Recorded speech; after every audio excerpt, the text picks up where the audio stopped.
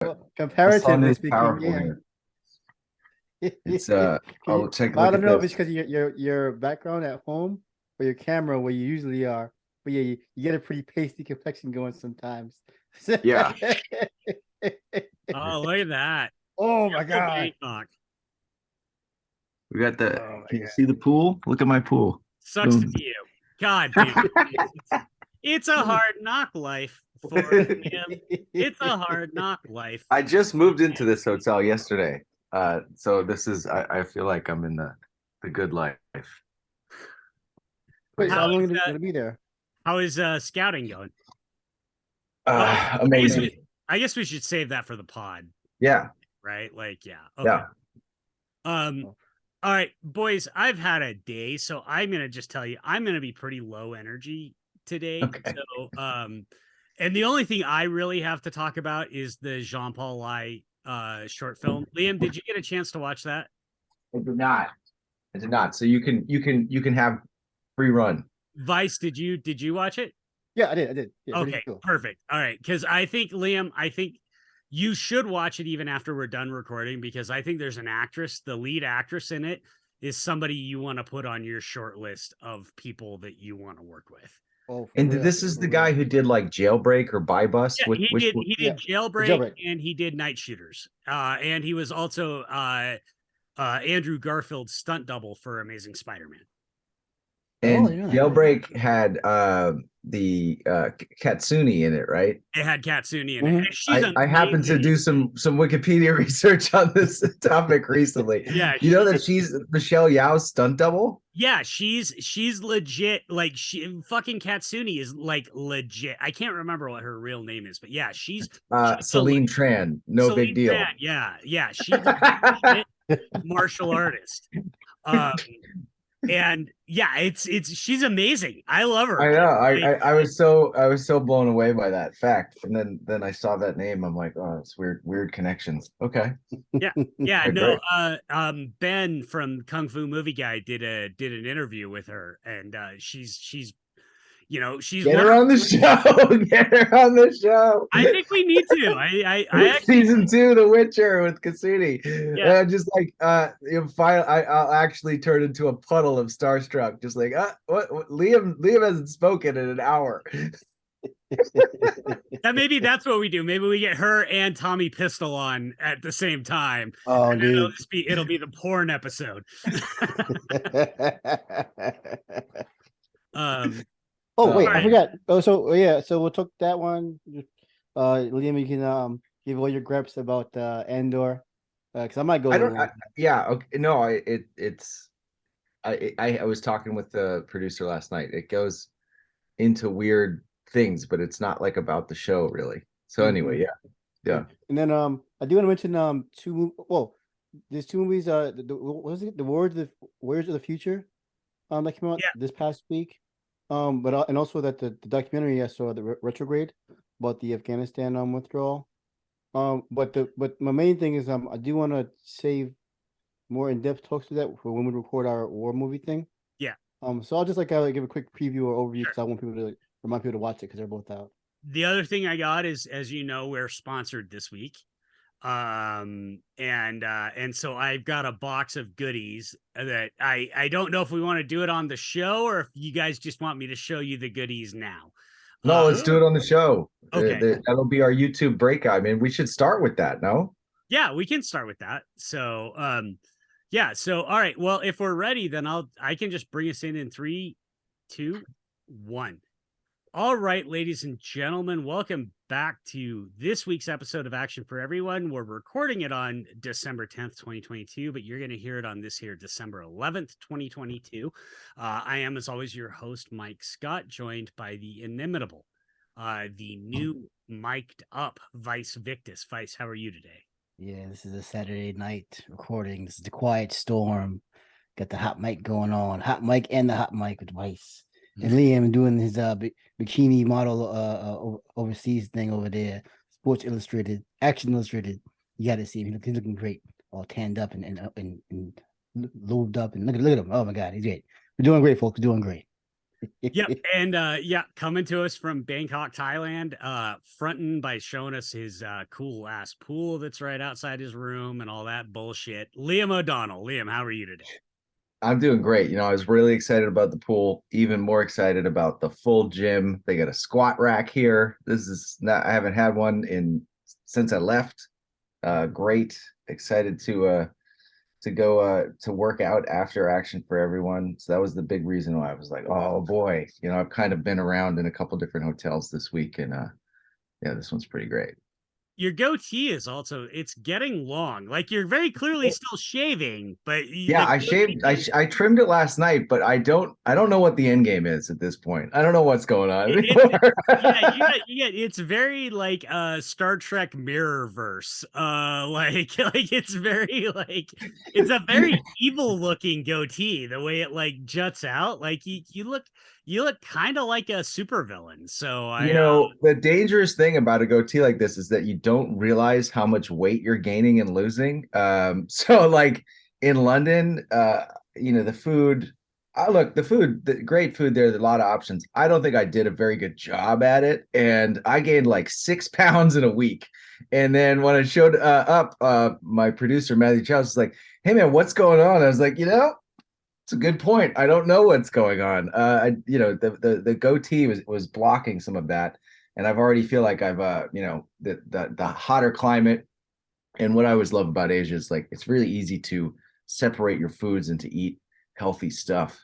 It's not all mished together in with processed crap like America.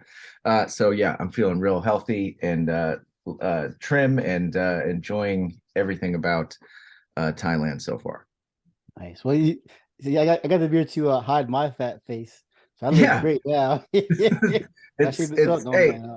nature gives us very few things as we age, and the facial hair is like the one saving grace to an aging man's face. And thank you, Mother Nature. And Liam, you and I have talked about this before. I always have the facial hair because I do not have a chin. I have a chin neck. I literally just have something that goes straight into my neck. And so I need the facial hair to like give some sort of definition to whatever the fuck this like weak ass chin is. Like, wow, you guys have already leaked my old pre facial hair photos, so everyone knows what a disaster that is too. So I'm right there with you. All right. Well, one thing I do want to talk about, we'll talk about it today and also next week. We actually are sponsored this week. Yes, after all this time of saying Hiya, give us money, Hiya has not given us money, but they have given us stuff. So December 15th this week is Global Martial Arts Day. And Hiya is leading the charge on celebrating that. So we will be tweeting out all sorts of things on December 15th for that day. We'll be tweeting out some favorite clips. We'll be tweeting out some stuff that's on Hiya, where you can see it. And also just basically encouraging everybody to make sure that they're celebrating these martial arts movies that we love. Hiya has also been kind enough to give us some free month passes, so we will be tweeting out and giving out some free codes for a free month of Hiya during this week. So everybody just make sure to follow us on Instagram, follow us on Twitter, and we'll make sure to do that. But they also sent us a package of goodies, and so the boys have not seen these yet. I opened it up today and they have not seen these yet. So this is I understand this is an audio medium. This will be more fun if you watch it on YouTube, but nonetheless, I do want to show off some of this stuff. First of all, we got an amazing Hiya t-shirt, which basically says Martial Arts Mayhem 24/7 on the back, which is Hiya's slogan. I have one of these. I got one of these actually a while ago because I got a Paper Tigers gift set from them because Hiya loves me.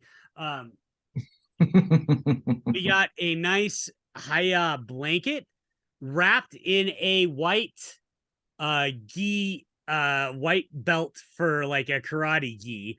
So we got a nice blanket here. We got Who would not want a Hiya blanket? Look Who at that. would not? Amazing. We got the thing they always give out, which is their little Hiya squishies, which I love these. And then the biggest thing is we got some loose leaf tea and a tea set, a very Oh, nice, very compact tea set that they sent us. So Haya and particularly Julia at Haya, thank you so much for this. We are very grateful, and we will again be celebrating Global Martial Arts Day. I on that day I will be posting several tweets from the Action for Everyone account of what I think are the best martial arts movies that are on Haya. I want to make it a little more serious here and just say if you've seen what's happened to Shudder this week, and the folks that work at Shudder, it's really important to support these niche independent streaming services. I mean, Haya is independent. I mean, they're owned by Welgo, but Welgo's independent. So, like, you know, support these niche streaming services, support what they do, and you know, and they like us, so obviously we like them. So yeah, so I can't believe that after months of saying Hiya, give us money, they didn't necessarily give us money, but they gave us a tea set. So yeah, we love you, Hiya. Priceless goods and services. Yes, absolutely. So I can see it now. So you have your Action for Everyone muscle shirt. You go work out with that. You're all sweaty. Take that off. Put on the Hiya t-shirt. Walk outside looking all good and fresh. Use your blanket / towel from with the gi on belt on it. Relieve the stress. Do your little hang grip workouts with the doll, and then come home and make some tea with the Hiya tea set. Look at that. You got it all worked, all planned out for you. Your ultimate martial arts fitness goals right here. Hiya, Action for Everyone. The look at this. The union. The circle is complete. Companionship. We got going on, man. This is great. Yes, thank you, Hiya, for all the support. Really, absolutely. y'all shit, man. We love y'all. They've been delightful to work with, and hopefully we will continue to work with them in the future, because I wouldn't, you know, and you guys know this, but everybody listening knows, if I didn't actually believe in Hiya, if I didn't believe that that was like one of the best streaming services out there, we wouldn't be doing this shit. But it's, in my opinion, it and Shudder are the best values for streaming services. If you want horror, $6 a month for Shudder is nothing. If you want martial arts and action, $4 a month for Hiya is fucking nothing. And you will not regret it. I mean, they are as good as it gets. So yeah. All right. Moving on, Liam. Let's start with you telling us what's going on in Bangkok. Well, I'm just glowing over that Hiya thing. That was fantastic. But yeah, my week. So the last I talked to you guys, brutally hungover in London. Half my face falling off. Got on a plane to Bangkok. It was finally the jet lag caught up with me. It's I did pretty good on just the one-time jump, but the second time jump, a little all over the place.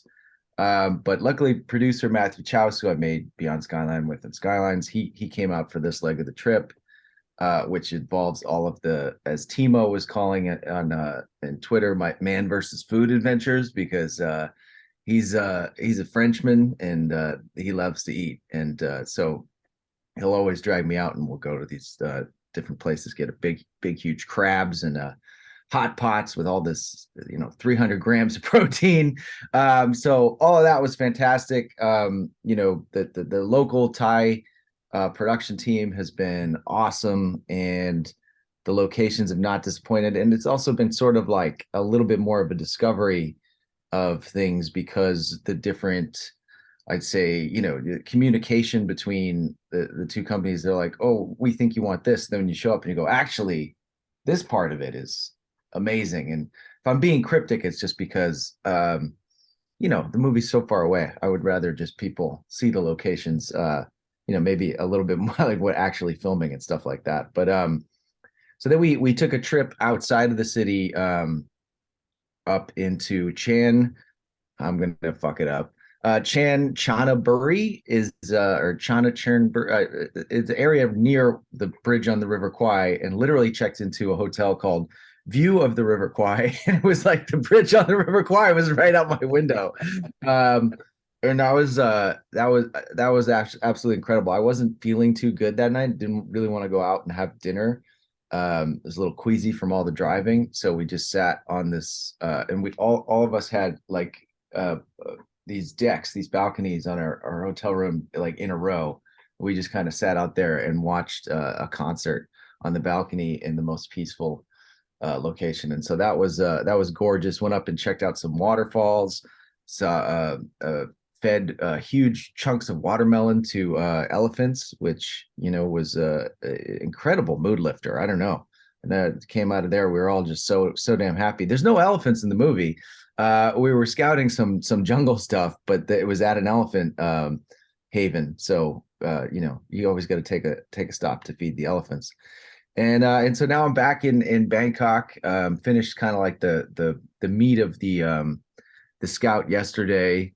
And I guess I could talk a little bit about I've been feeling, I told you guys about the queasiness last week, and then everything's been going well, but they're still in the back of my head of just juggling cast schedules is still my thing that I'm most nervous about. So found a location yesterday, which was very important to me, of like it was kind of like a back lot that had a bunch of different things that I could do if we lock it down. So that is a way that I could juggle cast availability and schedules in a short period of time. What's really scary for a production is like, oh, we can only get this thing for 2 days, and then all of a sudden you start getting the cast things, and it's like, well, it's not going to line up, So if you have one of these places that, okay, if this person's available this day with this day, we can go and shoot this corner of this scene, and then we'll flop over here and we'll go into this spaceship, and we can jump back and forth from set to set, and we could build little things of like orphan sets because we have this backlot space, which is a lot of the stuff that we did on both Skylines and Beyond Skyline. I actually was like really nervous about backlots and kind of being like stale locations on Beyond Skyline. So that's why that movie's so kind of like recklessly running through the world, like stomping through locations and stuff. And you get a little wiser after, you get rained out, and you lose days, and you can't control the things, and you can't really do the action that you want to do in the location because it's not safe to do there. So that was sort of, I feel like Skylines was a bit of an overreaction where all of it was pretty much on a backlot, all of it was on sets, all of it was within stuff I could control. I'm trying to go back to a balance, to maximize my budget on this, which is going to be the tightest budget I've done one of these movies on.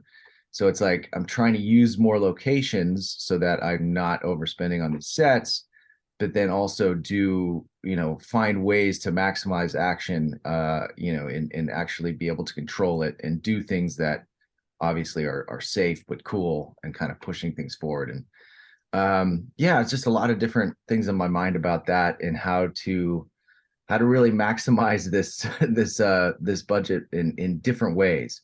And so it's all these weird philosophies that we've been talking about for the past year and a half, and it's all sort of in action. Another thing that I was thinking about this week is I was talking to my AD from Skylines, and he's like, man, it feels like there's even more action in this, and the schedule's tighter. How do we do it? And I was like, well, a lot of the things in Skylines, like with the action scenes, they're very like cause and effect, like intricate little story things, like and people might not agree, or maybe they don't appreciate, in like in the Cobalt Cavern, when Rose gets separated from them, it's like there's all these little angles to the story that you needed to pick up, like where people were and where they're moving, and how she got wedged here, and how Lexi came over, and how Leon saw Lexi, and then Lexi got killed, and it all was pretty intricate. You couldn't just say like there's going to be a fight and this is going to happen. which is kind of what the Med Lab fight was with Daniel Bernhardt and Z. That was like 4 lines in the script. It was like, you know, he grabs him from behind, he breaks the lock, they fight, he gets out. And so I was trying, even on the script level, to like declutter the story from the action so that I could have more fights like that, where it's not as important if things get truncated in the edit, because you kind of understand the point of the fight. You understand what the characters want. And so that was even like the end set piece in Skylines is all in the what I call the mothership armory. And it was 4 days and like 50 setups a day. And it was like, there was all these little story points, and it was all just a big box. And I had to get everybody in these different angles so that they weren't overlapping and that it all kind of made sense. And that was really, really fucking hard. And it was the hardest thing I think I've ever done of all of these things. And then having it all kind of work like this clockwork and come together and into a climax. And so again, it's not that I'm not doing that, but it still feels like I've decluttered some of the cause and effect story stuff within the action, because I don't have the time to do those like little ticky tack kind of like follow the eyes through this thing.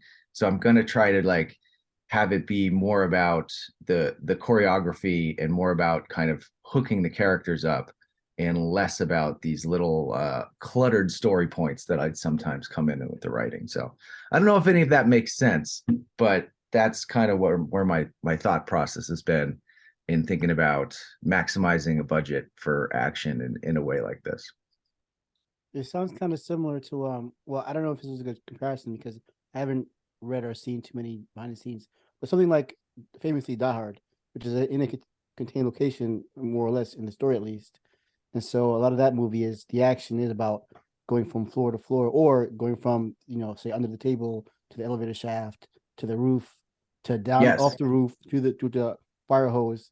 So like that sounds like what you're kind of describing, like the very specific action that actually literally moves, displaces, or replaces people.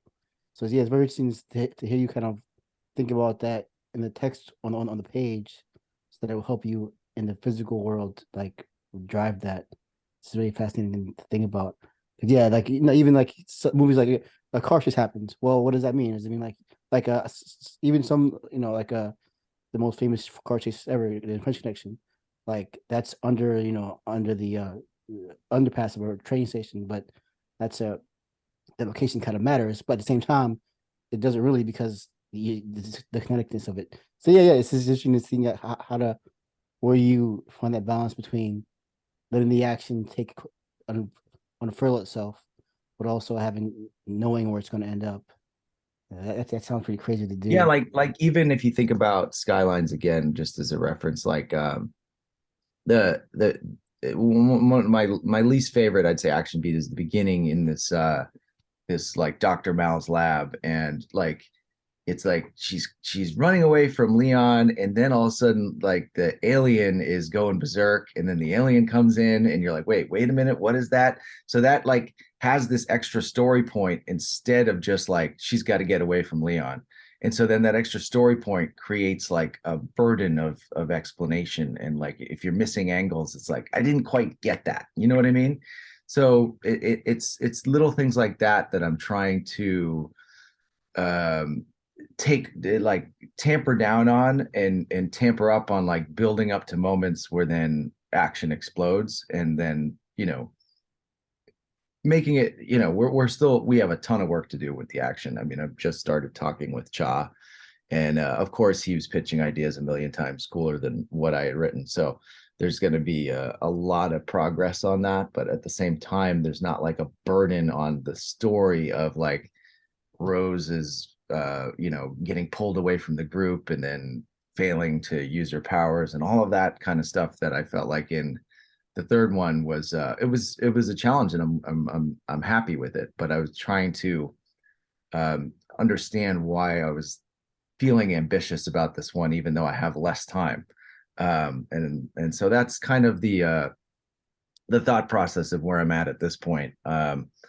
and still feeling pretty excited and optimistic about you know, what we could pull off here.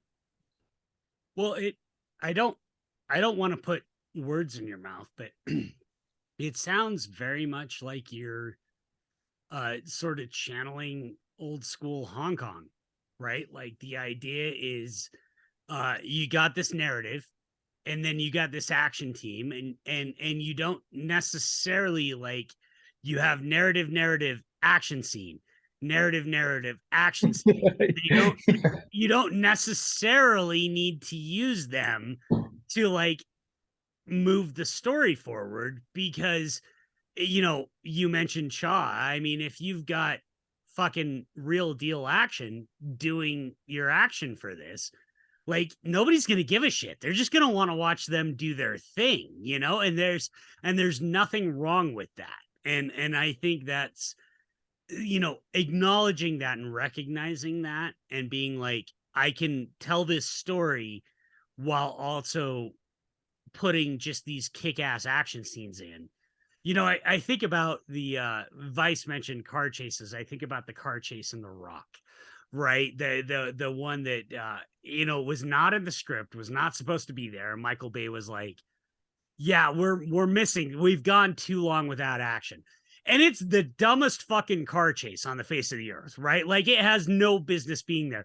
But who gives a shit? It's Nicolas Cage in a Ferrari and Sean Connery being like, I'm only borrowing your Humvee.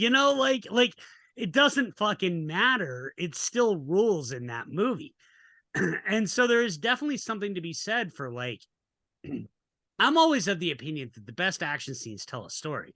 But I'm of the opinion that they tell a story within the action scene, not necessarily that they need to. A fight scene should tell a story. But it's not that it doesn't tell a story. It's just that like if you put too much story into them, then it becomes like it burdens a lot of it, and it has to slow it down. And then there's a balance. Yeah, exactly. And a fight scene should tell a story, but it doesn't have to necessarily tell a part of the larger story. The action scene itself should have a beginning, middle, and end, and should have a narrative and a flow, and it should tell a story. But it doesn't have to try and advance the plot forward. If you think about like a tournament, like really well done tournament movies, right? Like Bloodsport. Bloodsport's a perfect example.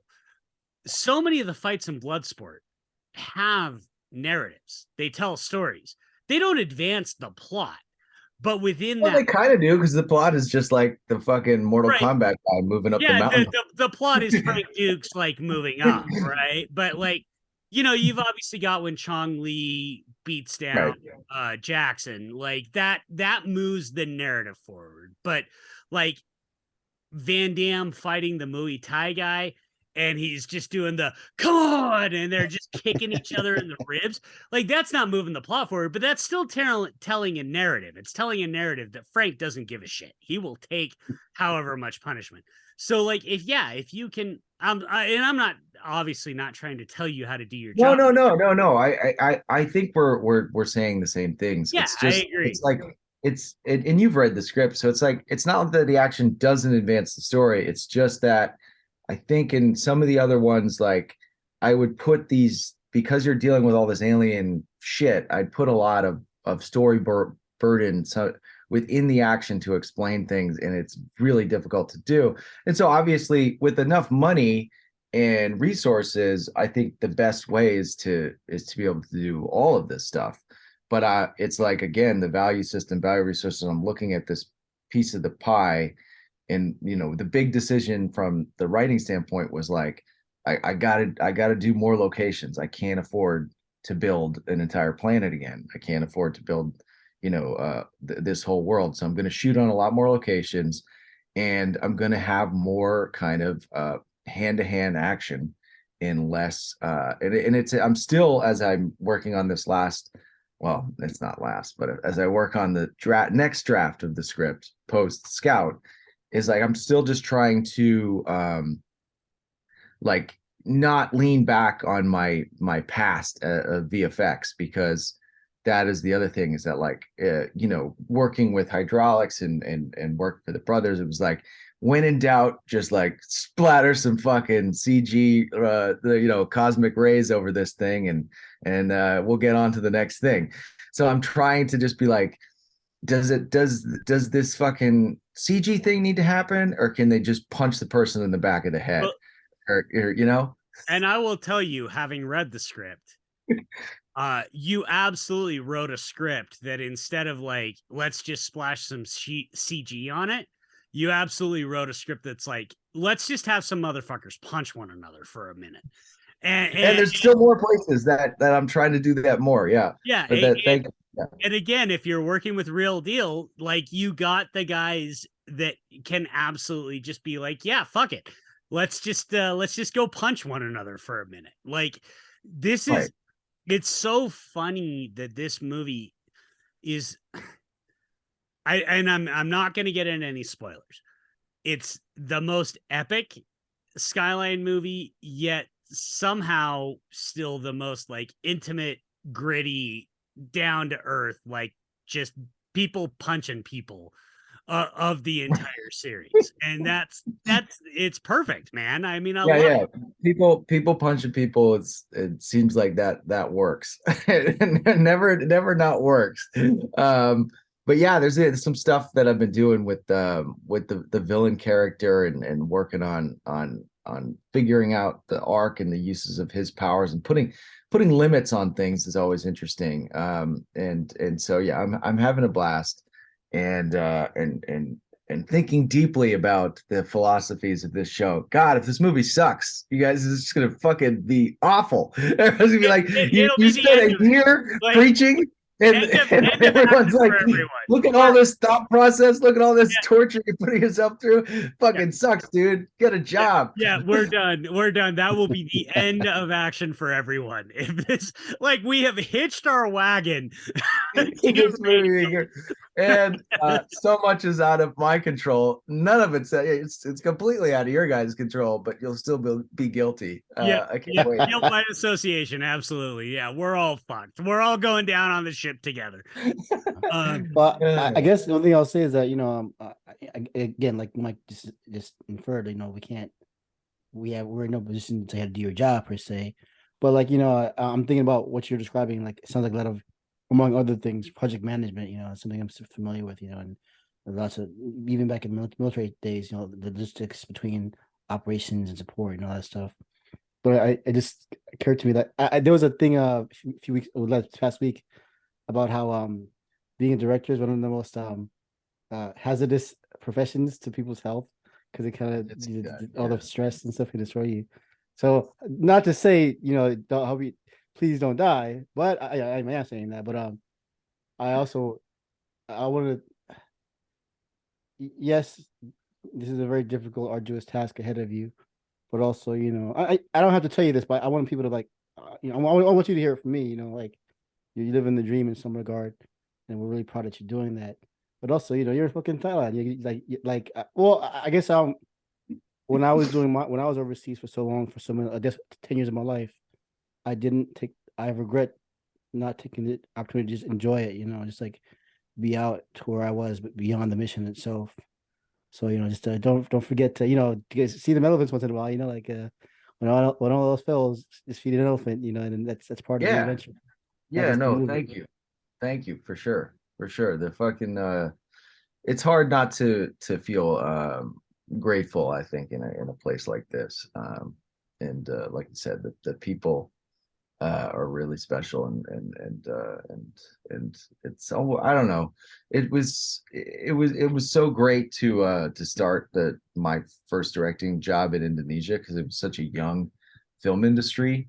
And making a sequel to something like Skyline, like it was such a cynical endeavor in LA and like Toronto, to like the crew. They were like, this is stupid shit. But the young Indonesian crew like really loved it and really embraced me, and really like made me feel like, oh, this could be something really special. And so I felt like that was such a great experience to like really remain open and try to bond with the people that you're making the movie with, and then had a very similar, but different experience in Lithuania with some of that crew. And so we have some of the crew from Lithuania is coming back on this one, and they're helping, and now meeting a bunch of people in this Thai crew, and just I don't know, it's something really special, and kind of continuing to grow, and still bringing people from all of the different movies together. Yeah, it's like I said, it's hard not to be grateful, and but thank you for saying that. And I don't know, I mean, I feel like those guys that are like, like, I mean, look at fucking like Ridley Scott, Steven Spielberg, those guys are all still like 80, and they're fucking they're kicking. So I don't know. Yeah, you're right. It's You're like right. I think it's probably like the fucking TV directors of like the 70s that are like doing fucking like Gunsmoke and all that shit, and like just smoking Marlboro Reds out on the fucking range. Like, yeah, that's probably gonna slow things down for you. But no, I mean, I would like to be busier. Obviously, that's a thing that we talk about a lot. But this current schedule has been really, really good. And yeah, man, I'm excited for what lies ahead. But did I actually feel like I even reveal anything? I guess we talked action philosophy. But yeah, hopefully some actual news in the next couple weeks, but that everyone would be excited for. But yeah. Anyway, Well, on and to the next topic, I guess. before we go on to the next topic, I do want to say, as much as it pains me to say this, and it really pains me. Like I've like I Oh, got come on. Oh, come on. I want to hear it. you talking about the Lithuanian folks coming to help you on this. Like, Liam, you are somebody that people will march into hell after. And you reached out to two idiots on the internet and created a podcast, and we will continue to march into hell to follow it. So yeah, Thanks. no, Thank you. I love you, brother, and I'm glad this is, again, I know this can all fall apart tomorrow, but right now I'm very happy that it seems like it's happening for you right now, because you deserve it. Well, thank you. All right, next topic. John Paul Lai. And John Paul, I apologize. I think it's Lai. If it's wrong, you can DM me. For those who don't know, John Paul Lai is the star of Jailbreakers. He's the star of Night Shooters.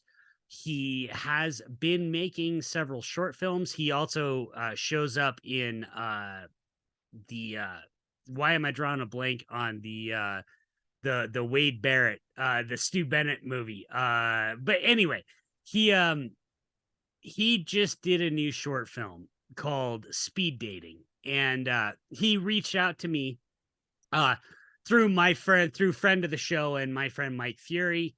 He reached out to me and asked me to watch it before it released today on this Saturday, but he asked me to watch it early, and I did, and I sent it to Vyce. And I didn't, Liam, I figured wouldn't be able to watch it because he's doing stuff, but I sent it to Vyce. And I gotta tell you, this shit is fucking cool. It's a good short film. Vyce, what did you think? Oh man, yeah, this is like a nice chunk of goodness. I don't know how to describe it. Like I think I kind of in the past few years attuned to like long features of action films. So I often forget that there's plenty of great stuff in smaller bites in various mediums. In this case, particularly YouTube is a great delivery device for these kind of short films. And of course, lots of smaller / independent content creators, whatever, quote unquote YouTubers, they have who are doing like spectacular action, like the Martial Club guys are a great example. Like they did that, like DIY, and now they're like in feature films. So there's like just like a huge wealth of talent there. So with this, yeah, this is one of those things where this is a great, enjoyable, like little slice of action for you that you can just pick up and put on. And it's Well, I won't give the plot. You can't spoil it. Short film. I don't know, but it's like a kind of a modest like mix of various like a contract killer or secret agent kind of stuff going on, and it involves, and of course, this comedic device of they're in a I don't know, I don't even know what they're called, a meeting or whatever, and so, but then the hired goons as they come in and spoil the fun that the main characters are having, and then in this interaction though, it's revealed that someone is not what they seem, and so and then as it infers, there's and of course all hell breaks loose, and there's a good flare of action going on. It's really well made, really tight, really crisp action going on, and well, yeah, because I was trying to avoid spoilers because like you can't, like, one, you can't spoil, but like two is part of the highlight of the film is that the lead actress, sorry, Eloise Anderson, I believe, yeah, is she's like amazing. This is like a highlight, kind of highlight reel moment for this actress. Seeing what she does on screen, and like, again, part of the joy of short films and independent stuff. Oh, is also like discovering new talent as well. And she, I don't, I believe she's new to, she's been doing this for a while, but like new to a growing audience, as it were. So I'm like this kind of thing that makes me, I'm automatically a fan. I want to see whatever she's in the next. Like she's like a spectacular performance. But yeah, just all around the whole thing around, like again, a nice tight showcase of solid, fisticuffs. Nothing too flashy, nothing too high concept, but it's like it's delivers the goods, man. It's great.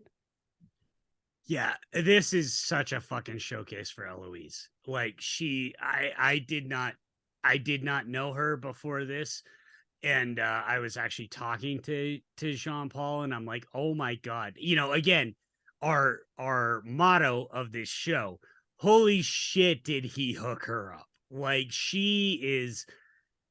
I'm gonna be a pig for a minute. She is insanely hot and insanely kick ass. Like it's literally he manages, because John Paul directed this, he manages to capture both of those things in a way that doesn't happen very often. But she is unreal in this. He yeah, this is one, and he when we were chatting, he said, it's so hard to get martial arts shorts like out there in the world, and that's why he was like literally showing up in people's, he was like sliding into people's DMs because he was like, hey, can you boost this? And obviously I know him, I've been a big fan of his for years, and so I was like, yeah, oh duh, of course I can do that. And but yeah, this is so much fun in terms of being an action comedy.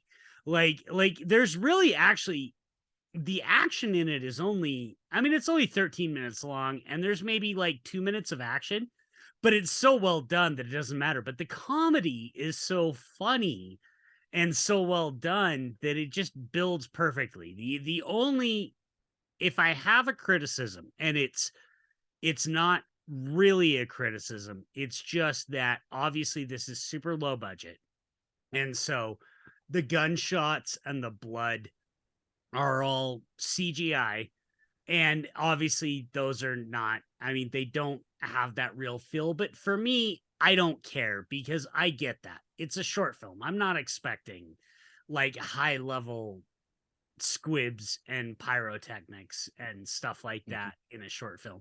It didn't detract from the movie or from the short. Yeah, this is I'm gonna link this in the show notes, but I thought this was amazing. We're gonna hopefully get Jean Paul on the show at some point. He wants to come on.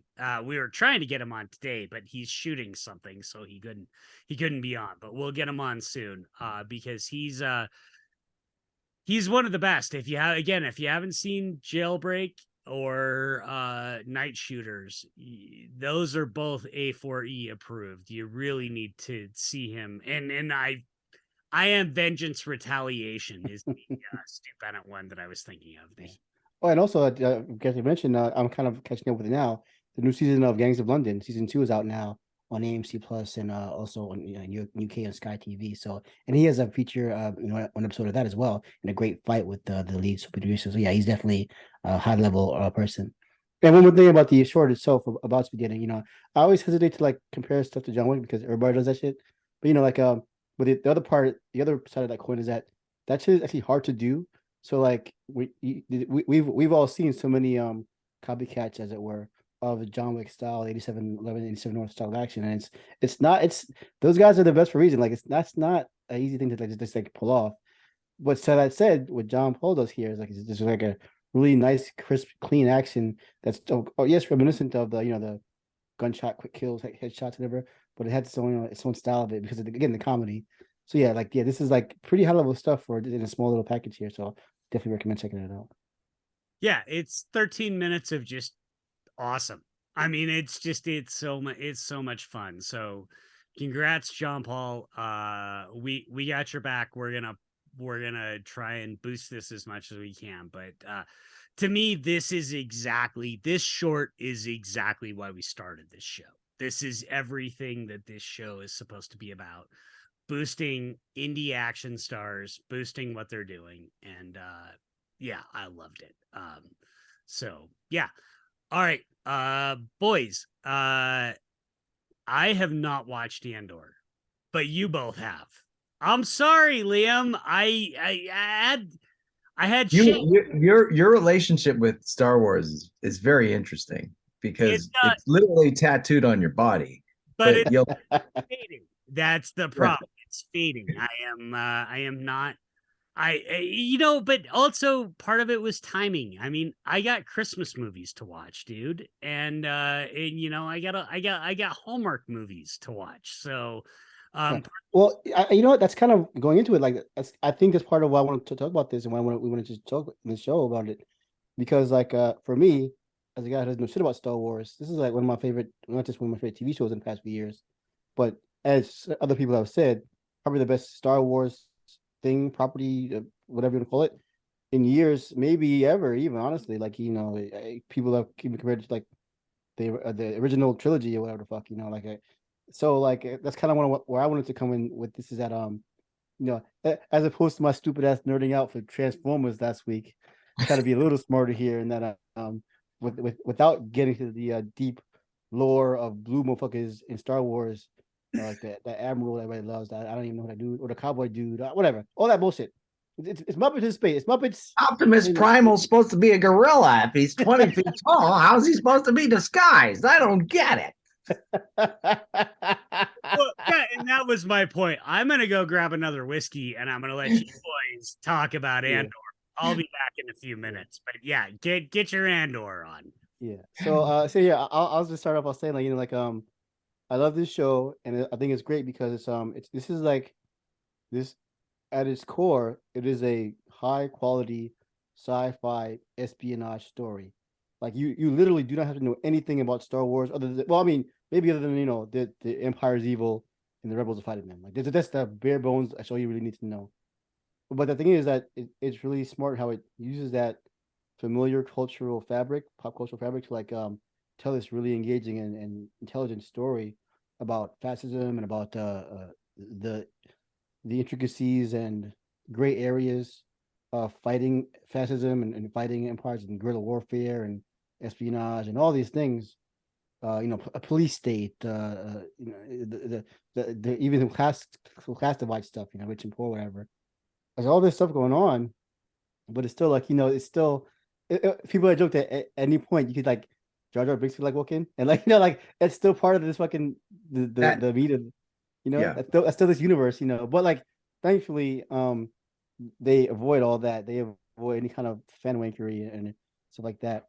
So just not thankfully for me. This will get into some of my gripes. I think I think that's part of the weirdness of it, but yeah, go. Well, yeah. So, here I'll just get some background for everybody who just don't know.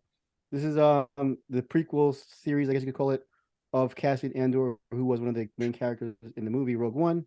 One of the part of the I don't even know what to call it, the new Star Wars series of films that occur, from the new trilogy. Man, it's convoluted fucking franchise. But Disney Star Wars movie, yes. yeah, exactly. Yes, Disney Word me. And that one kind of met with mixed reaction to say the least. Partly because the movie itself was like, I guess the director got fired midway through, and it's kind of, you can feel it in the movie. In that movie, it's kind of stitched together. So there's really awesome stuff in that movie, but also it's like a lot of terrible shit too. And so that's why people, among other things, people were hesitant about this show because they were, this is gonna be like this based off that bullshit movie. They're gonna make this story, but they did. What in your opinion, Vice was terrible about Rogue One? Oh well, just I personally really liked it, but it's very uneven. Like one of the big example people is like the CGI of like that talking dude, the one of the generals, Empire generals. But that's kind of but what that is to me is like not just because he's a CGI of a dead guy, but that's a manifestation of them trying to force in this all well-known fan lore that people want, with that's conflicting with this genuinely engaging story about these characters you've never met. Like the whole premise of these series, like Solo, like the whole idea I thought was for Rogue One is that here's this in the new stories in the Star Wars universe, new characters, new things happening. That because on its face, there's so much you can do in the galaxy far, far away. There's like plenty of literally planets, thousands of people, thousands of planets, whatever. But then the problem is it kind of keeps going back to the same old, Leia and the Death Star, yada yada yada, all these kind of cultural touch points that people are familiar with. With that kind of comes, because in that movie the plot is about how does the plans for Death Star to blow it up, but so it's kind of shackled to that old mythology. But here you have this cool new cast of characters, interesting people that you can follow and who are not the same, the rogue and the wizard and the young knight. They're a whole new thing. They're Jack Ryan or they're these Black Ops dudes who are not playing around, or the people who just don't care about the rebellion, and that was not a fertile ground. So that's the main thing. She like this new stuff that's conflicting with the old lore because because that's what Disney bought. They bought that shit to make toys out of this stuff. So that was the thing. But here in Andor, though, I think and just for the record, I didn't think Rogue One was terrible either. It was one of those, I've only seen it once, and I watched it with my kids, and they didn't really like it, and so that was kind of that colored that experience because it's not really a kids movie, So, but I was trying to avoid Rogue One. Oh, sorry. On Rogue One. Well, actually, I guess I was trying to avoid talking about the movie in depth, but I guess because there's no choice because that's actually a lot. Yeah, because you kind of have to set the stage with that. Yeah. And so I guess the other point I'll say about Rogue One is that in the same, part of the big thing about this original trilogy is that it was very clearly and like it was not hidden. Lucas stated overtly that it was a Vietnam allegory or metaphor, if you will. And so I love the most about Rogue One is that it updated that allegory to our current global war and terror post 9/11 era of warfare, where it's very clearly like the I forget Jeddah, the city that's where most of Rogue One takes place. It's like Sadr City in space. Like it's like that's the Iraq or Afghanistan or whatever invaded country you could think of being invaded by the U.S. forces and all its might and all its power. And that's what it was, in boldface, and it was. I really appreciated that updating that allegory to it, and so that again that adds to the interesting fabric of what Star Wars can be. So I guess to move to the show itself, then. So then we kind of have the origin of Andor himself, who is, as we see in the movie, this hardened spy, covert operative. But here in the show, we start to like he's just a fucking dipshit rogue. He's just like a thief and a con man in some ways. But also they reveal, he has his own like tragic story about he's essentially he's an indigenous drifter, which is really really fascinating thing to bring up. One of the many fascinating things that mirrors our real world in Star Wars. He's like an indigenous drifter whose his whole culture is taken from him, whatever, and do of course to the Empire. He's trying to find his family. Yeah, they've never made a show about that before. Oh wait, that's the fucking Mandalorian. Well, you know what? Well, yeah, I guess we kind of gotta go deep because it's like the exact same backstory, but it's cool. Oh yeah, well, I guess the other thing is that the other Disney shows so far have been well, not mixed reaction, but people love Mandalorian, whereas Boba Fett got a pretty cold reception. Boba Fett got the hook on his own show. They were like, all right, that's enough out of you. Yeah, Obi-Wan, I didn't even see Obi-Wan. I don't know what people thought about that, but just again, people people are kind of down more or less on the Star Wars stuff that isn't Mandalorian. So again, there's a lot of stuff going against the show going in. If you're expecting like kind of just some more dumb shit. Yeah, so you have this really interesting setup of who Cassian Andor, and then you see him through his as the show goes on, his encounters with both the Empire itself, but also the formative alliance or Rebel alliance, whatever we call it, before it's actually officially that, where it's just really just a cadre of uh, high level figures trying to scrounge together a full formed rebellion. You seeing that really interesting story take place, and again, this along with the mirroring of global war and terror with our modern police state, it also has just as many echoes of old school Cold War era spy novels or spy fiction, spy movies and themselves. So all that is coming together in this story.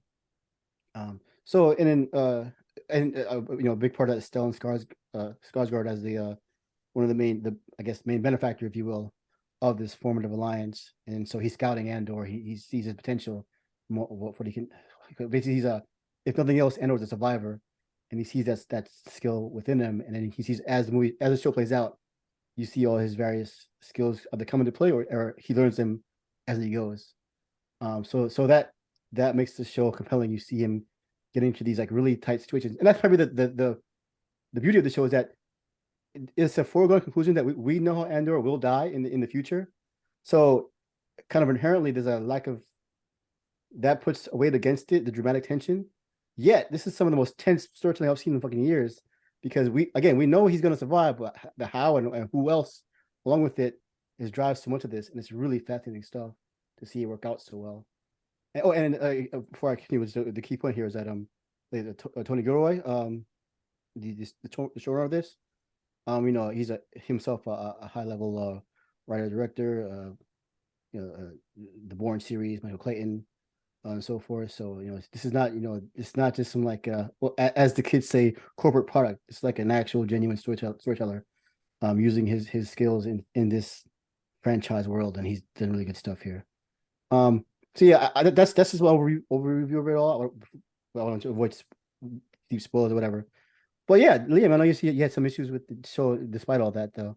I'm really curious. No, I think first of all, I'd agree, and Tony Gilroy is like a god, and like last week, it's like these are like cranky takes. These are just like me being like like I'm jealous as fuck most of the time. I was just going to simply interject really quick that Michael Clayton is a god tier fucking script. Yeah. Do I look like I'm negotiating is one of the best lines that has ever been like written. Like I would fucking retire if I wrote the Michael Clayton script. So yes, Tony Gilroy, god tier. There's some fucking like absolute banger lines in this one too, and I mean I think you could maybe make the argument it's pound for pound maybe the best writing in Star Wars. Certainly the dialogue is like it's real shit. I guess what I was experiencing with it, so all of this is the big massive pound of salt of jealousy and crankiness on the first thing, is that like it's like what do you want from Star Wars, and kind of what you said at the beginning where you're like this. So there's a couple of different directions I could go here, but I'm basically saying like about midway through, I was like, I kind of want my whiz bang.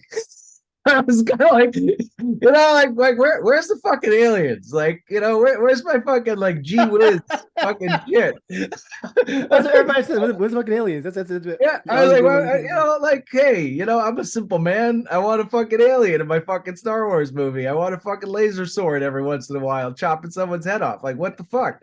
So that was a little bit like around the 6th episode mark, and it does have a very deliberate pace, and there's some great payoffs and stuff, but there was a little bit of me being like, am I a fucking complete moron that I want to see a little bit more fucking shit?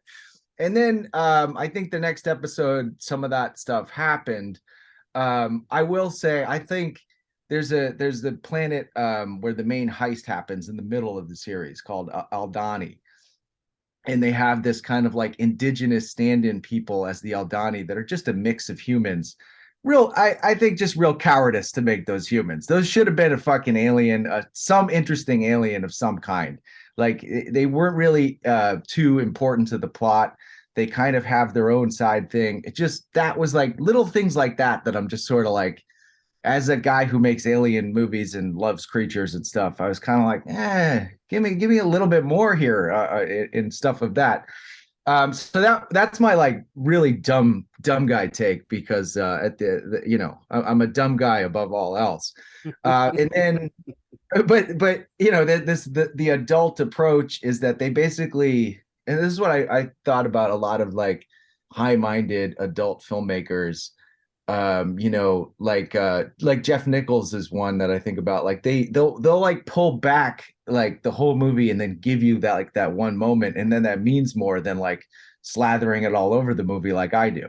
So like they'll do that, like they finally give Skarsgård like a big thing, but like when I think of Star Wars, that's more all about it. And so it definitely has its approach, and that has its fans, but it was a little bit like all of this really insane spy work and everything, and at the end of the day, it's because the kid's gonna like have a psychic power to be able to shoot something down a fucking like a pipe. And so it all.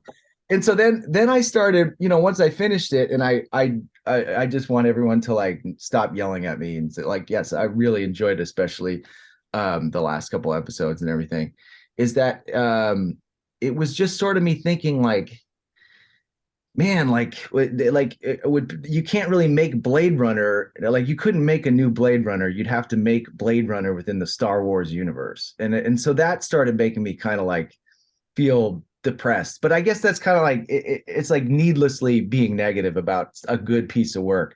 But it was just sort of like what you said at the beginning, like you don't need to have known Star Wars for this to work. And it's just sort of like this high level storyteller, and he's still making this thing that's like Star Wars Knights, like, for adults within this kids franchise. And it just started making me think like, is this ultimately good that's now what's happening in a weird way. And I think our resident Star Wars super fans like Chris and Andy are like, more Star Wars, better. But like, I don't know. I still get I don't have like a right answer, but I just know that it made me think about those different things, and about like, would it have been cooler if this was just an original series that did its own thing and had all of these similar themes and messages, and I didn't have to know that Andor was going to die in this other movie, and that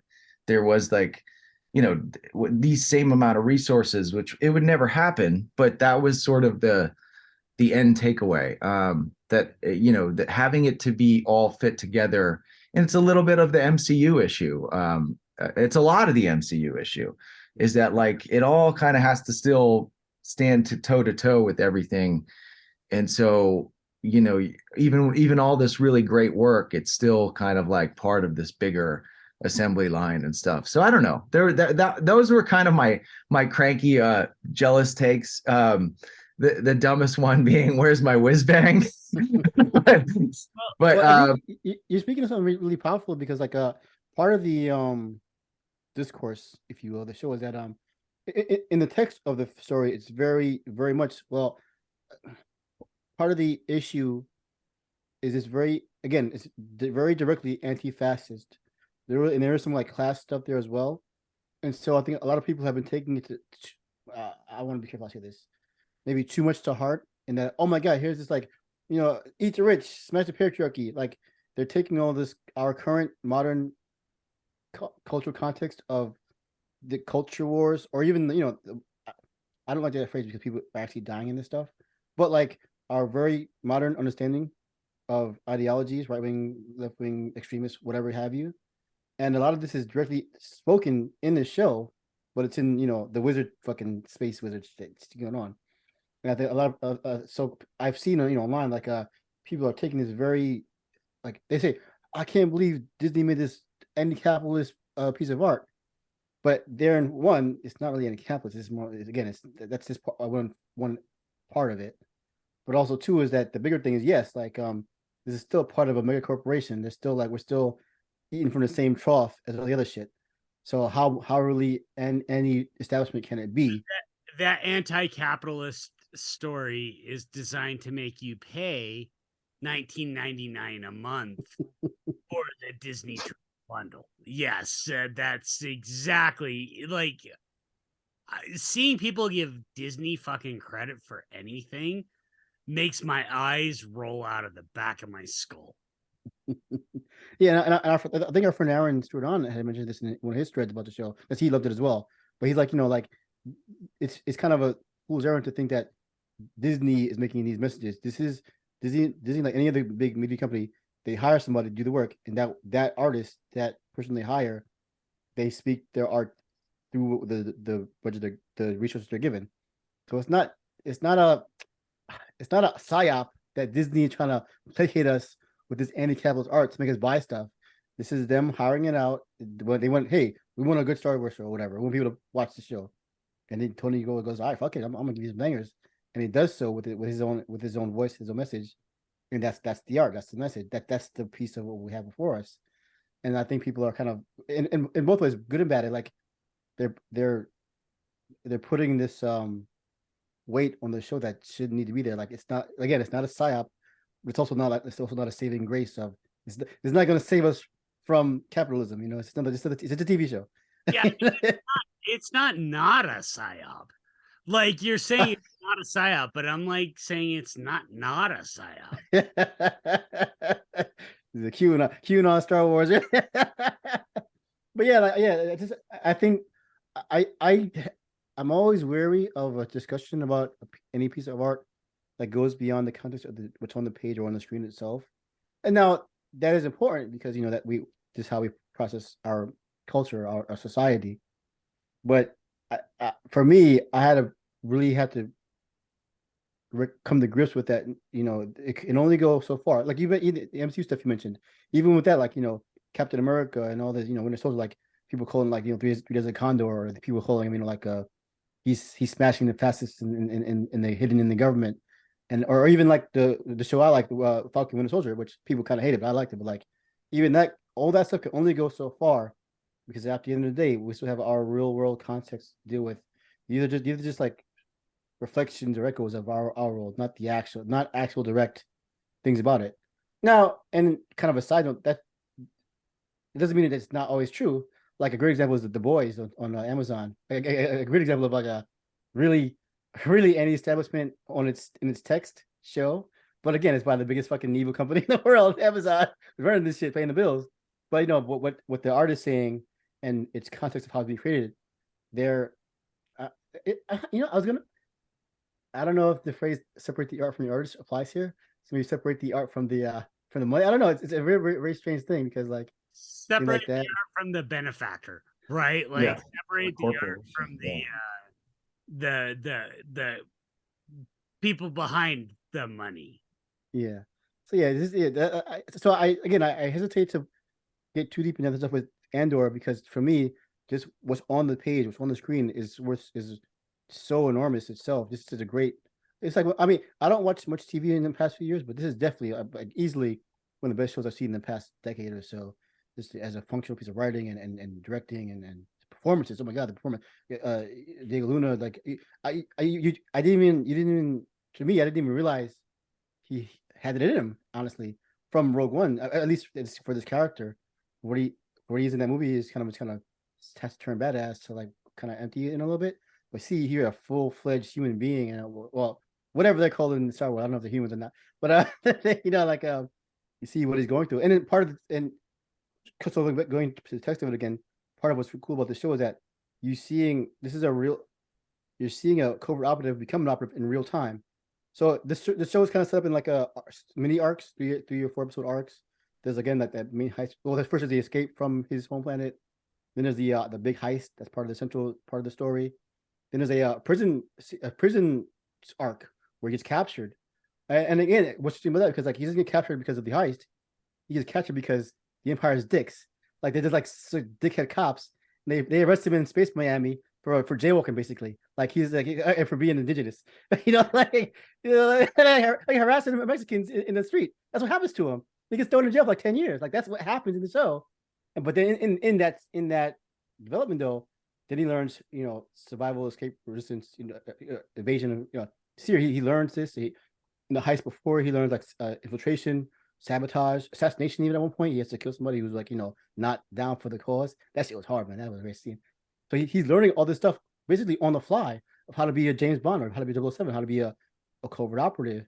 And this is like fascinating, like just storytelling, like to see this guy who he's at his core a survivor, but then he's like getting these dope ass spy skills on the fly, and it means something to like for the character and then the show and for the universe, the rebellion, whatever. Because like you said, yeah, there's some punk ass wizard kid who's gonna blow up the Death Star one day, but like this universe also needs these hard motherfuckers who don't play and who who will risk everything to like get shit done. Like that's what I got so much about it. Like this whole background of people, of characters. I mentioned Stellan Skarsgård as the shadow benefactor. Even Mon Mothma, the senator, Yeah. the senator, Space Pelosi. Like even her fucking arc is like it's so cool because like she's great. She was great. And senator, that, and like, I think that whole arc is what elevates the show in a lot of ways. And that kind of it does show you that like if you want real change, like the comfortable people need to sacrifice things. Yeah, it's really good. Even a mini arc of that is that her cousin is also secretly fucking on the ground like spy. It's so like she's a spoiled rich girl, but also no, she's like in the fight very very literally. It's really cool.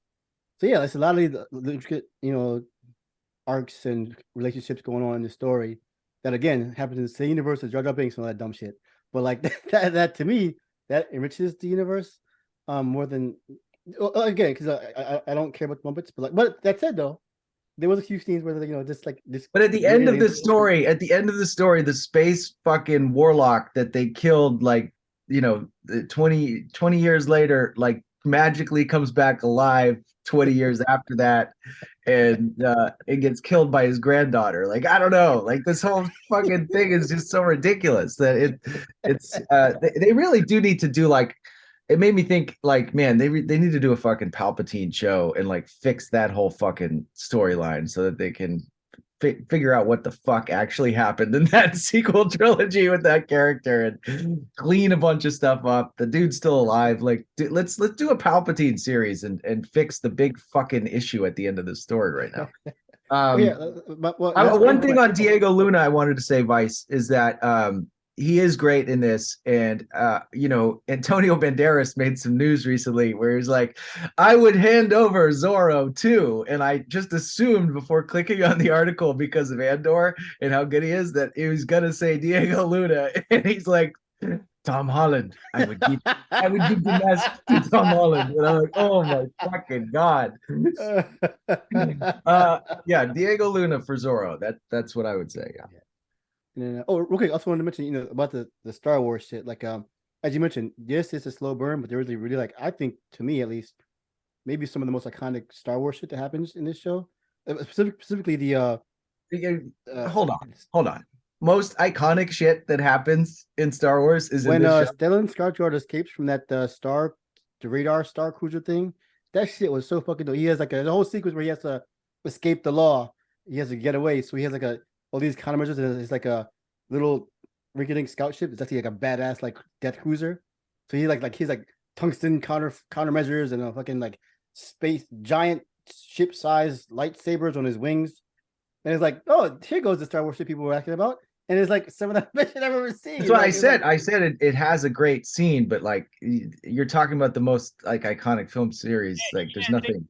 The guy who hasn't watched this is gonna say fucking Obi-Wan fighting Anakin in the Obi-Wan series, where he literally slashes Darth Vader's helmet, and you get Hayden Christensen being like half out, and sorry, I'm sorry, I haven't watched this, but Vyce, not the I guess.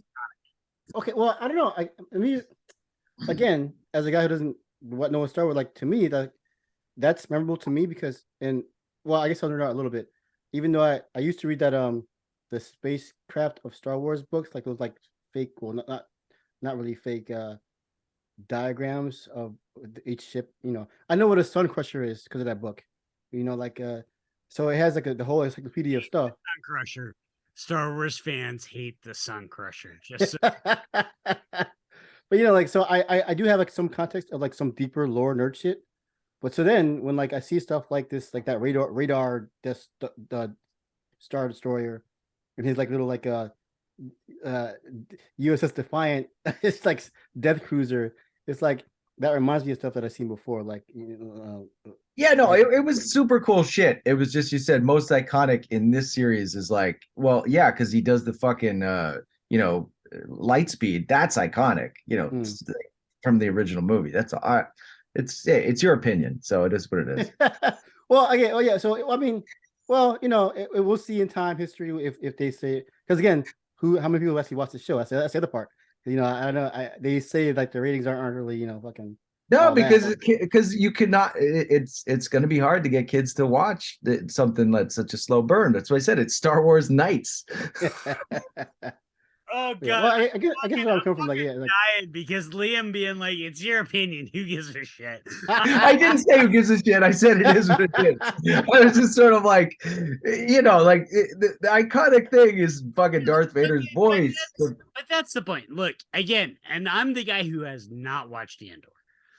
But the beauty of Star Wars, we all have our Star Wars. Everybody has what they care about. They all have the things that they like. They all have, Obi-Wan. Nope, we didn't talk about Obi-Wan on this show. Nobody. No, we did. You hadn't watched it yet. Again, so then you watched it after. I've watched it and I fucking loved it and I thought it was amazing. Because that was my Star Wars. Like, the best Star Wars and Lord of the Rings and Star Trek are so terrific because they have built such an amazing universe that you can find whoever you are, whatever you like, it's in it. Obviously, Vyce is loving Andor. He's feeling. Liam, you're liking it, but you're not loving it. No, it's more like I don't necessarily know if I like what you're saying, that like it should be so many different things. I guess that's kind of my troubling thing with this way because it feels like these brands are just like they're choking out the corner of sci-fi, you know what I mean? Mm-hmm. Where I always talk about how there was this like glowing decade for me of 2005 through 2015 where it felt like you could, the things I was pitching, you could get like these bigger sci-fi things, and now it's like push, it's all Jumper, Looper, yeah. And now it's like no, it's got to be Star Wars, and it's all going to be your idea and channel it into a Star Wars or an MCU, and so that's sort of more my thing of like, if they're doing this, and it's like again, like Blade Runner wouldn't get a green light, but if you do Blade Runner on Coruscant, hey, now we're talking, you know what I mean? And I mean, in fairness, you have had some experience with that because you could have had a movie about aliens invading a town in Denver or a town in Colorado, but you had to make AVPR. Right. Get it. But yeah, no, I get that. Like, which is now a Disney movie.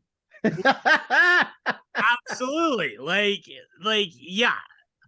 But it again, I haven't seen Andor. I'm just. But hold on, you loved like every part of Obi-Wan, or just like that you got your boys back together again? Because there's some fucking bad directing in Obi-Wan, right? Like the little girl and the chases and stuff. Yeah, we can have we don't want to do it tonight, but conversation about Obi-Wan.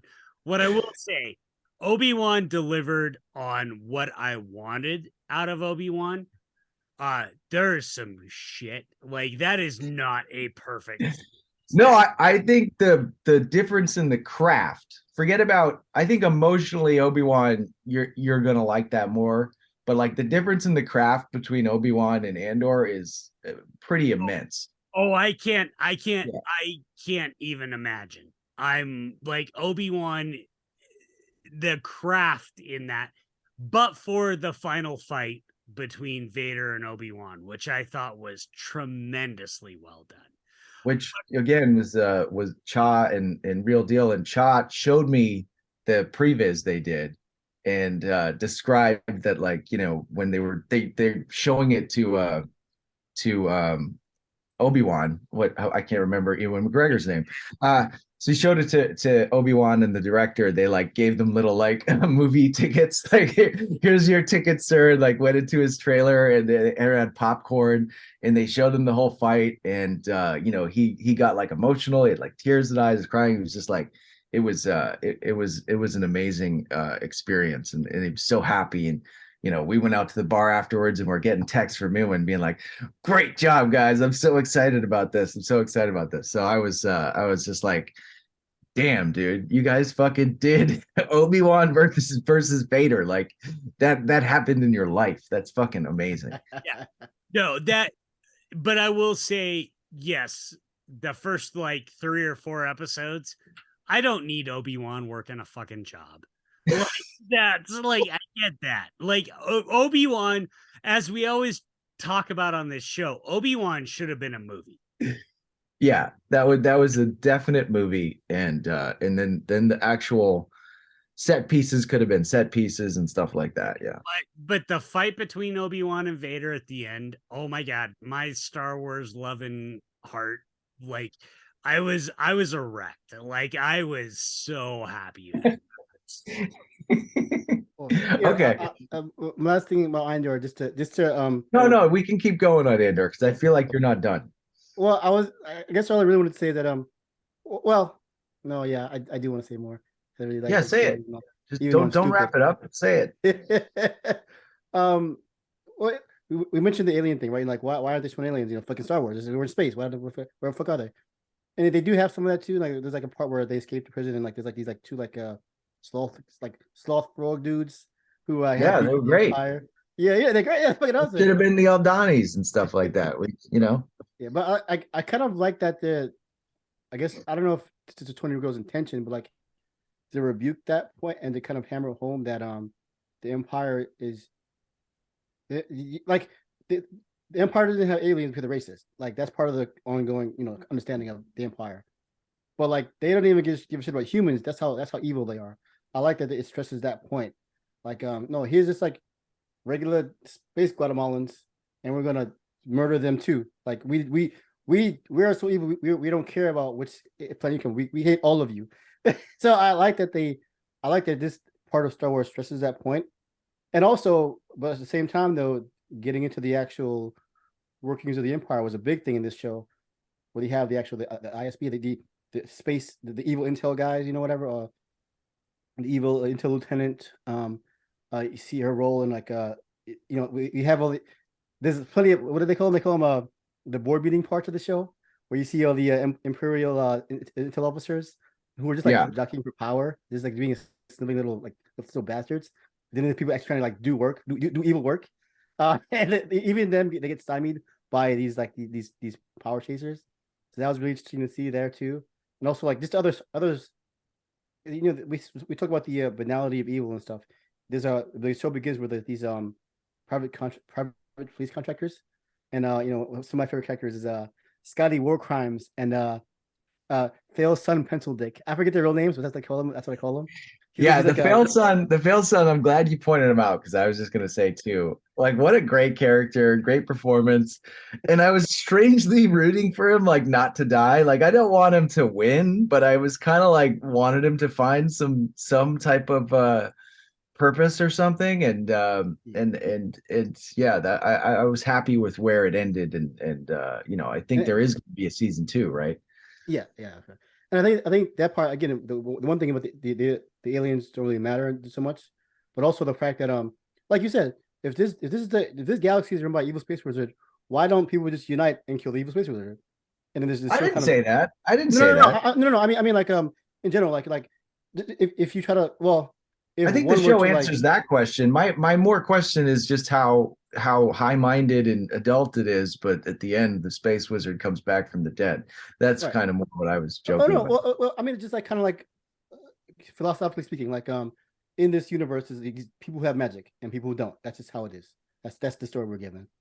So one might think, well, wait, why don't we just like unite and kill the space wizard? Like, why don't so we can be free of this evil overlord?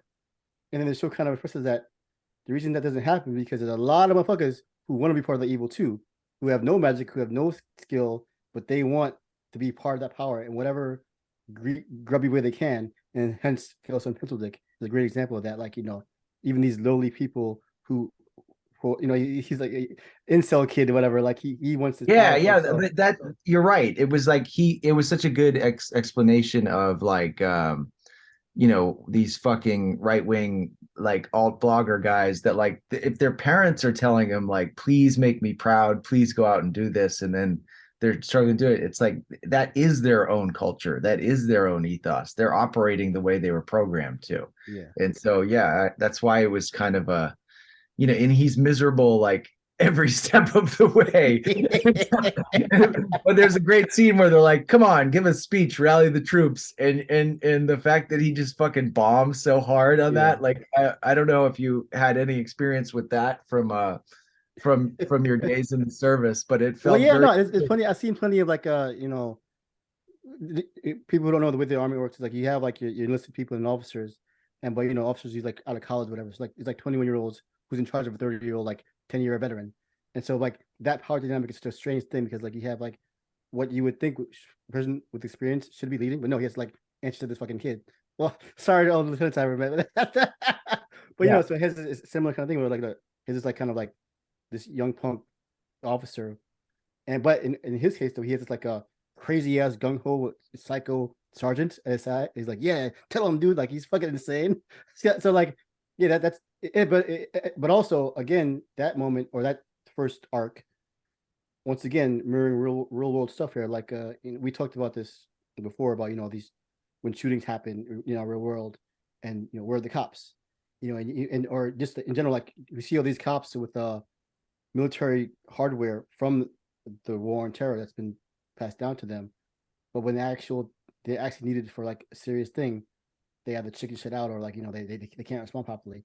That happens in this show. Like there's this whole like sequence where they come to the bust skulls, but they're like totally ineffective. They're ineffectual because they suck. Because they're macho guys in their head, but they're useless pieces of shit in the real world when it gets down to it. So again, some of these little like echoes of our real world, but in the context of this fucking space war that's going on. So yeah, I said that that's why I like the show because there's a lot of these little things going on that it's real world stuff, but also like getting into the show's own lore a little more. Um, oh, and so yeah, that I do recommend seeing Andor. I would say if you, as a person who doesn't give a shit about Star Wars, like just what this is a good show at all. Like people have mentioned Battlestar Galactica stuff like that. Like it's a solid sci-fi show. If you are a big fan of Star Wars, I think it's an interesting bend on the thing. But again, like Lehman's kind of mentioned, like like all that the whiz stuff you might expect or hope for, it's very few, far between. When it pays off, it's fucking amazing. But Well, it's just that I'd say like if you go back to Empire Strikes Back, it has some of this stuff in it, but it also has fucking whiz bang and aliens and comedy and heart and romance, and so like it has everything. So why do I want to carve out something out of something that had everything? That's kind of my my bigger criticism of it, but at the same time I'm fucking being cranky and this is fucking great. Like it is like it's like a 9 out of 10, like really great show. I'm just saying you're still there's still like a shining example. Well, that's why when I say most iconic, I'm like, well, hold on, because I think the first two movies are my favorite ones. Those are and I still love Jedi as we talked on this show, but the first two like are just these monuments. These huge things. I think everyone has bias. I think that might be in my case. I think for me, I don't know if jade is the right word. The whole Disney Star Wars enterprise for me has been wasted time. I do not like the 3 new movies, the 8, 9, 10, or 7, 8, 9, whatever. Ray and her stupid ass and Finn. I hate that shit. It was a waste of time. Solo, people had fun with it. I don't fucking care. Rogue One, like I said, it has cool stuff in it, but it's a mess of a movie. For me, this is Oh, I agree with that. If you say, I'm like, I like the sequel trilogy, and that's why I'm like, there still feels like there's something they need to fix with that. I feel like they shouldn't end it, and they should try to fix those characters because I actually think they nailed a lot of great things in Force Awakens, and I like Last Jedi. And I even really enjoyed the last one the first time I saw it. It's just one of those movies that the second time you see it, like you're like, oh my God. It's like but the first time I saw it, I was like, hey, I was laughing my ass off when fucking your Price is Right Luke jumps out and he's like, you get a fucking spaceship. You get a spaceship. But like, there's still something there that I think they need to fix in some way. But I would agree with you as far as all of this stuff that Andor is probably the best thing that So I think Disney's I would done. just say maybe there's a bit of bias or cynicism on my part actually, because Andor was one of the only things I've seen that I've fulfilled the promise, quote unquote, of here's newer stories, different stories in this Star Wars universe. So I Well, finally I don't got know. that. I wait, one pushback. I really do like the Mandalorian show, and I do think that is like Oh a yeah, pretty no, you're right. good You're right. Yeah. kids mix of stuff that is a pretty good like serial western too. Like I Yeah. think that is that, but that is definitely leaning more towards kids. Right. No, yeah, you're right. No, that's definitely delivers more the classical. So yeah, but and then I guess my final point is like I am not to be trusted on Star Wars at all because I like Boba Fett because even though the show sucks shit, like it's boring, but like I like the fat old man with his hot wife in Space Mogadishu just like chilling out and getting tripping out on mushrooms in the desert. Like that was funny and fun to me, even though like there's a boring ass show. I'm kind of with you. I think I liked Boba Fett better than Obi-Wan on a whole, even though there's better emotional payoff to that one. But like, which is, again goes to like Mandalorian and me enjoying that, even though craft wise it's on a lower level than Andor. So it's like, this was the bigger point that I wanted to talk about last week because I felt like Andor was the first time I kind of understood Mike's critique of the Craig Bond films in some ways. Because remember a year ago that we were fighting about the No Time to Die and kind of Mike being like, well, hey man, like I just kind of want my Bond movie to have like, dick jokes and hot chicks and like explosive watches and stuff. And so I was a little bit on this being like, okay, I recognize that this is better than what I like, but like I kind of just want my Star Wars to be like what I like. I know. I love that. That's an amazing analogy. I love that. Like that. And that was the thing for me is like, I know a lot of people didn't like Obi-Wan. Like most people consider Obi-Wan the worst of the Disney Plus TV series. It had Ewan McGregor fucking throwing a lightsaber, and fighting Hayden Christensen. Like, I'm sorry. Like, yeah, just I don't want A24's fucking Star Wars, right? Like I don't like I recognize this is better than what I like, but I like what I like. It's kind of exactly. Like that's the thing is look, No Time to Die is a good movie, but it's not my Bond. I will die another day with fucking Pierce Brosnan on a frozen lake with a fucking disappearing because that's what I want out of Bond. And so I totally get, again, having not seen Andor, I totally get why this wouldn't work. Like for me, because it does work, but it's that little bit of like, and it's like what we talked about, aesthetics and like what you want. Well, so Rogue One's a perfect example because I love Rogue One, but why I love Rogue One isn't the like spy stuff. I love the fucking X-Wings going through the shield portal, before it closes and then fucking blowing up all the AT-ATs and stuff like that. And I fucking love Donnie Yen being like, I am one with the Force is with me. You know, like Rogue One is trying to be this hardcore spy movie, but it also understands it's fucking Star Wars. And it gives Solo does the same thing. Like, I think Solo is a mess of a movie. The fucking Kessel Run, that Vice, you mentioned iconic. Fucking the Kessel Run in Solo is iconic. And so for me, that's I don't remember it.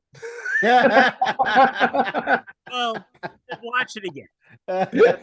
That's my point. My point is, yes, I don't want Jedi in everything. In fact, I really enjoy Star Wars stories that don't have Jedi, but I want the whiz bang. I want the Well, I don't know where I came up with whiz bang for this, but it was something about it midway. I was like, where's my whiz bang? It's perfect. It's absolutely perfect. And now it is the one thing I will say about Obi-Wan. I think 80% of Obi-Wan is mediocre. I think 20% of it is the best whiz bang I could ever ask for. And that for me is why I love that series, because that 20%, I didn't get the fucking Jedi code tattooed on my arm. 80%. I got it tattooed because of the 20%. And so you guys talking about Andor, and again, I'm gonna watch it. It's Christmas. I'm not gonna watch it until January. I got Christmas movies to watch, but to me, it's that 20%. It's that, and that is the thing that George Lucas could do, right? That wonder, that joy, that like fucking Liam whizbang, like Lucas. You whizbang. You may not like the prequels, but they are filled to the gills with fucking whizbang, right? Like, yes, and yeah, and so that look, I think I'm gonna get a fucking overdose of what I'm looking for next week with our man JC's Way of Water. So speaking of fucking whizbang, yes, absolutely. And oh my god, did you see the clip of him, somebody saying, hey, it was an interview he did, he's like, hey, are you trying to move this forward? And he's like, the audience doesn't give a shit. Nobody cares. Who cares? The audience doesn't give a shit. The kid starts like melting. Fucking on board for the James Cameron press tour for Way of Water. Like, oh my god. But yes, whiz bang. That is gonna be whiz bang the fucking movie. Yeah. I'm super excited for that. And just to say one other thing, because I know we're starting to run into the classic length of A Free, is you mentioned Christmas movies. We talked Violent Night last week. Right after the pod, I basically the next day went out and saw it, and brought all my luggage into the theater because I had already checked out and had to go.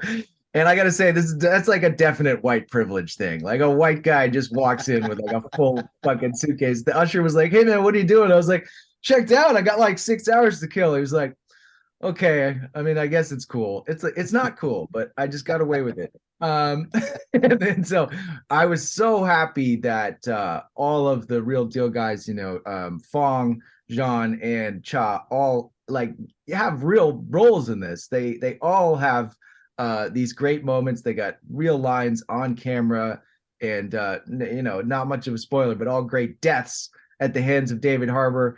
Everything Vyce said was right. I just say the extra thing that I was feeling like, man, this guy is, I mean, you even said this, but like he's so good at doing this. I felt like he could be on a Neeson run for the next like 10 or 15 years. Yeah. He really brings you in as an audience member. And it's some of those things we talked about, like star making, movie star performances. He kind of like, it's almost like he's almost like an innate pro wrestler. It's a little bit like what you were saying about how he can take the beating and do that. Like a great pro wrestler isn't necessarily the greatest like athlete in the ring. It's like if you think about Stone Cold and The Rock, like their fucking bag of tricks was so goddamn limited, but they were really, really good at letting the audience in on their fight and communicating to them the story of the match. And I felt like Harbor was doing that in the movie at like such an advanced level for a guy that it's really his only second lead. And the first time he was covered in fucking makeup, you know what I mean? So it was really exciting to see. And if you guys have missed it, you know, that movie doing well and being a surprise hit, like that's exactly what we talk about, what A3 was invented for. Like that movie doing well and 87 North, like doing these original R-rated, and it's very R-rated. It ain't like fucking around R-rated, like really gory, surprisingly gory. And I still kind of want to show my 9-year-old daughter it because I think she'll still like it. Like just turn away when that shit happens. That's like a great thing. So for me being cranky and negative about some of these bigger overlord machinations, that was a real bright spot in the film industry in the past week. And yeah, I give it a second full-hearted recommendation. Violent Night. Still haven't seen it, but also very excited that we're getting Christmas Bloody Christmas from Joe Begos this week. So I think I'm gonna do a double feature of the two, and just enjoy the shit out of it because yeah, again, that's what this show, and that's going back to the you know, speed dating, the Jean Paul Light short film. Like that's what this show's about. We're trying to bring light to the people who are doing the things that matter. You know, which you are, Liam. You're in Bangkok right now, but yes. So All right, boys. So I know we're going over, but I just want to so just this is kind of more of just a preview, I guess you could say. Just I want to mention these two films that are out now, and I want to mention them because they're out now. They released this past week, so let's check them out. One, a lot of our Action Twitter circle has mentioned Warriors of Future. It's a Chinese blockbuster available on Netflix. It's a kind of a cool like mix of like a robot like how does it live, die, repeat. What's his original title? I forget. I've already forgotten it. Of Tom Cruise. All You Need Is Kill.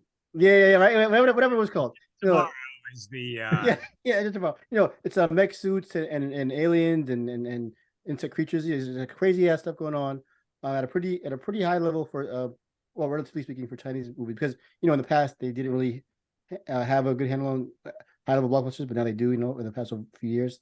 So yeah, that's on Netflix now, and I do it's kind of giving mixed reviews because it is kind of dumb as a bag of hammers, but you know it's still a good time if you're like sci-fi slack. And I know you guys are, yeah. So you know, it's definitely of that ilk. So yeah, I do recommend that. But also, so that's one of them. Second film I want to mention is a documentary that just came out on National Geographic and now available on Disney Plus. Strangely enough, is called Retrograde. It's a documentary about the last. Well, there's no way to say it. The last days of Afghanistan, or specifically the last days of the American occupation. I was able to see it earlier in the week. At a special screening with director Matthew Heineman, who was there during the whole thing. It starts off as a document of one of this famous Afghan commander, along with the special forces there. But then you know, as of course history unfolds, Afghanistan was doomed. You know, soon thereafter. So yeah, I just want to mention that because that's also, like I said, out now on National Geographic Channel and Disney Plus as well. And I said that because it's kind of a preview as I mentioned before, if you don't already know, I try to do my annual war film retrospective. So hopefully soon in the coming weeks, we'll be recording that. We'll all be going over the war films of 2022 with Mike and whoever else we might have available. So yeah, I just wanted to and I'll talk more extensively about those among the other war films of this year in those recordings in that episode. So yeah, just those are out now. Warriors of the Future on Netflix, Retrograde on the channel and Retrographic. Yeah, just that was a really interesting thing. Yeah, look for that war retrospective on New Year's Day. That's what we're aiming for. So yeah. All right, boys. This has been good. We're almost at 2 hours. Liam's in Bangkok. He's Vice. It's like midnight.